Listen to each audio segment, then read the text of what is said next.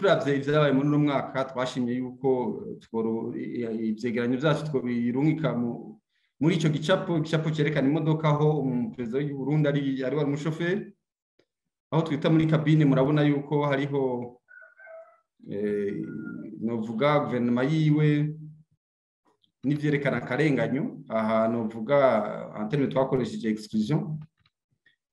Murabona kuri ico twita chassis y'imodoka hari ivyo twita novuga ivyo dusaba recommandation n'ivyagiye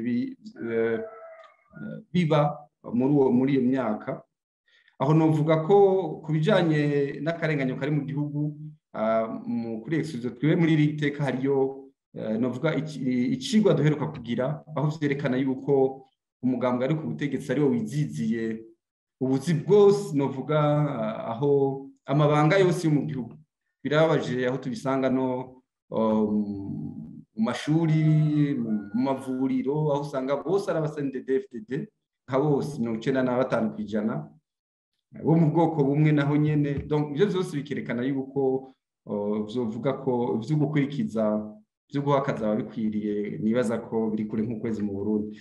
Muri chassis turabona ko recommandation tugaruka kwiketera igiteka heruka kwandikira mukuru w'igihugu imumenyesha bibi biri mu mabi ari mu gihugu, ingorane ziri mu gihugu, yongera novuga igerageza gutanga intererano yayo mu kwerekana ingene igihugu cova muri ivyo bibazo. Novuga ivyo twita ivya context vyagiye biranga ico gihe, tugaruka ku majambo mukuru w'igihugu yagumye avuga atagikurikira, novuga atagikorwa bikurikira.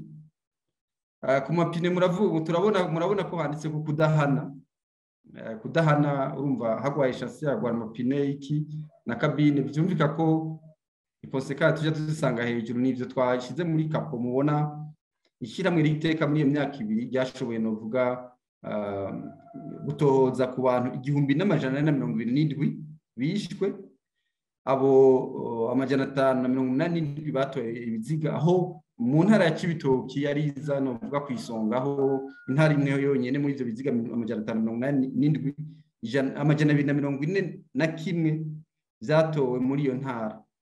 Vyumvikana ko iyo ntara yahindutse nk'akaburi.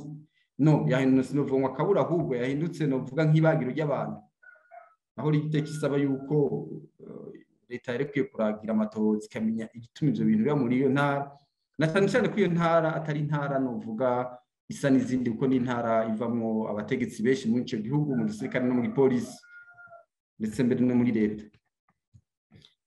Kubindi navyo turavuga ku bagiye banyuruzwa. Ishiramwe igiteka ryashoboye gutohoza ku bantu 116 banyurujwe amazima yongo, 241 bagiriwe vya furambi twita gufata ku nguvu, 151 basinzikarije ubuzima ico twita torture, n'igihumbi n'362 bahagaritswe bidaciye ku mategeko. Nk'uko riteka yamitanga intererano n'imbere no ku bandi bakuru b'ibihugu, ico dusaba twerekana ibibazo bihari. Ibibazo bihari navyo ni byo kudahana, ni byo gutasabikanya ubutegetsi, ni vyuko leta umengo ntaco biyibwiye abantu novuga botereye mu iterambere ry'igihugu bari hanze, impunzi, amaradiyo, novuga majuno, ndetse mbere abanyepolitike bose, abanyagihugu bandi bagore mu makambi, tumuha novuga tumwereka yuko nkuko n'ubundi nta igihugu cy'Uburundi gishobora kuronka amahoro abo bantu bose ibihumbi n'ibihumbi bari mu buhungiro hirya no hino mu bihugu bikikuje Uburundi no mu bindi bihugu vyo kw'isi. Kandi ikindi naco turamwereka yuko mu gihe atarahagarika ibintu vyo kudahana, mu gihe ubucamanza budashira imanza bose, mu gihe novuga accord d'Arusha, amasezerano y'Arusha yari yarafashije, yari yerekanye ico yazaniye Uburundi, atosubiza iteka agasubira novuga agasubira gukora mu gihugu bwizo shingiro bikibahirizwa. Ivyo byose nibibazo tugira tuti yarakwiye kwicarira nimba koko amajambo avuga avuye ku mutima agira ati ndakeneye igihugu gitunganye, ndakeneye igihugu kirangwa agateka kazina muntu, igihugu kirangwamo umutekano kuri bose, igihugu kirangwamo ubutungane agateka kazina muntu. Ivyo vyose nivyo ishiramwe ry'iteka rimusaba, nta kindi risaba atari uko abarundi bobaho batekanye, ata murundi yoguma ari mu buhungiro, abarundi bo kwidegemvya.